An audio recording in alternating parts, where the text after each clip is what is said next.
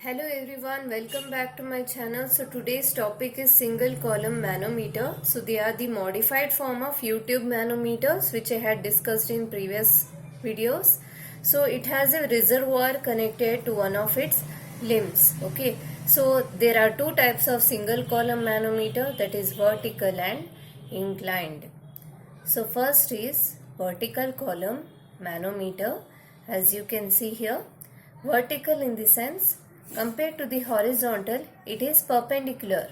Okay, so it is in the opposite direction, that is called vertical.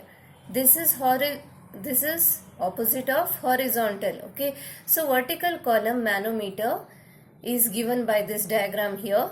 There is a reference line x and x. Okay, so we are considering height here and the density of the liquid. See, h1 and h2 are the height. Height h1 is height of center of pipe above xx. Okay, that is datum line or reference line. h2 is the heavy liquid rise. Okay, height of heavy liquid rise. So rho 1 and rho 2 are the density. Rho 1 is density of liquid in pipe and rho 2 density of liquid in reservoir. This is the reservoir. Okay, so I hope you understood this simple one.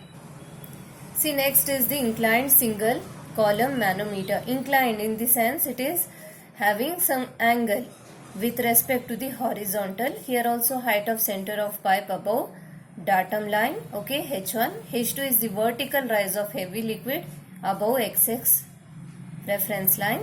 Okay, length of heavy liquid moved. Okay, in this inclined pipe, that is L. Theta is the angle of inclination. Okay, with the right limb with respect to horizontal line. Okay, so there are pressures, 4 pressures are there. We are trying to balance it out.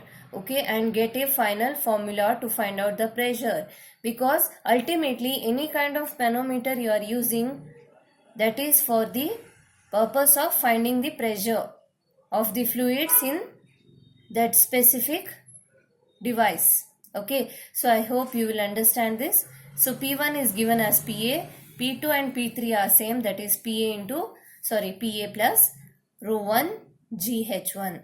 So P4 is PA plus rho 1 GH1 minus rho 2 GH2 equals 0, and the final answer will be with the theta thing. So sin theta equals H2 by L.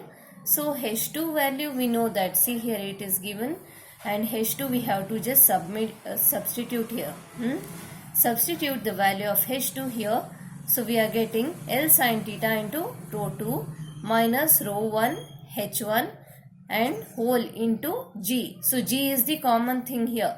It is acceleration due to gravity, which is common. We can take that out.